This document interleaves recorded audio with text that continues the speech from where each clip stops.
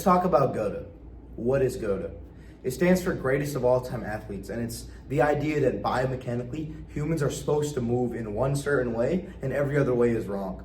It's the idea that we're meant to mainly produce force off of the corners of our feet on the side of the ankle with an inside ankle bone that is high instead of low. It's the idea that our feet are supposed to be straight and not crooked and not pointing outward at all. That we should have a 22.5-inch bow developed through something called coating on our leg in order to actually save our connective tissue from non-contact injuries and actually, see through with full athleticism. Now, I've known of Goata for a while, but really the exigence of this video is when it was brought up to me by one of my peers who respectively is a very high-level athlete, but in my opinion, it's not really a training system that he's subscribed to. I'd say it's more just woke, functional jargon in the training world, more like breaking ground that doesn't need to be broken.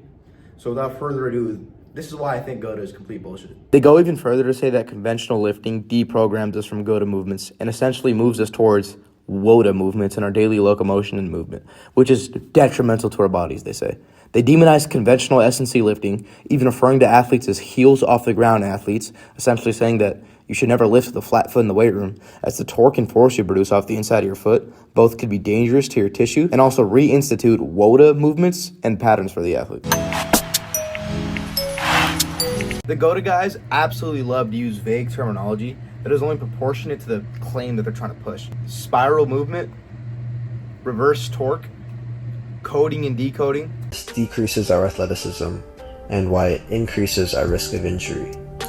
And also why this is reverse movement, how this seeps into your nervous system while you're moving forwards, right? I mentioned reverse movement technology.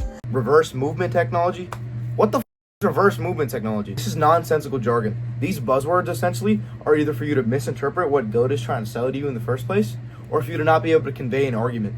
Because, well, actually, in truth, these are the real functional and evolutionary robust foot movement mechanics that create spiraling reverse movement torque for your connective tissue and I'm trying to pop out a cut. I'm trying to create through the butt. Goata supporters will say that things like squatting, deadlifting, cleaning all reinforce the anti-ankle, cornering pattern or ankle collapse. And that having, your heels planted on the ground while entering in a maximal neural drive teaches your CNS that that's the primary time to, produce force. And they ask the question, why have my heel on the ground when I don't on the field? The biggest issue with that argument is that that is not the point. Fred Duncan put it the best when he said that all of these things are means of GPP, general physical preparation. Of course, we don't sprint and turn corners with our heels on the ground. That isn't the point. The adaptation that we're trying to create has nothing to do if our heels are on the ground or not. It's the quality we're trying to increase with that said movement. But wait a minute, we decelerate primarily while absorbing force on our heels. And offensive linemen are told to play on their inseams their whole life. So what's the argument now?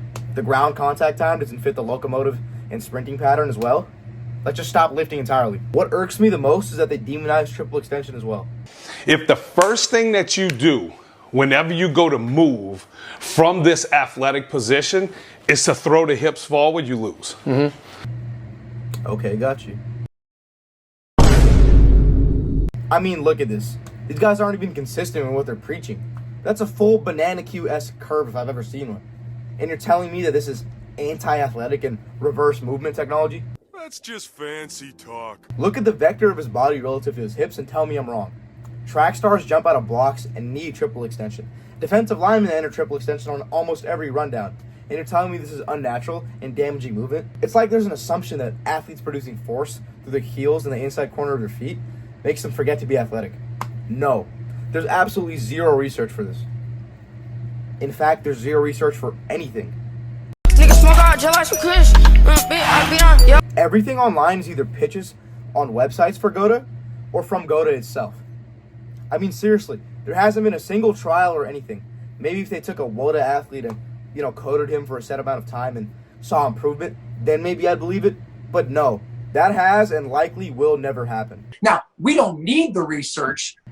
This entire system is based solely on singular logical deduction and observation, which gets us pretty much nowhere. There's no evidence factor in it. Okay, well, here's some evidence that I'll give you. This dude just ran the fastest 40 pretty much ever a week ago. Kalen Walker, a track star with Iowa, from a 4:15. Look at his feet. He's Woata as fuck.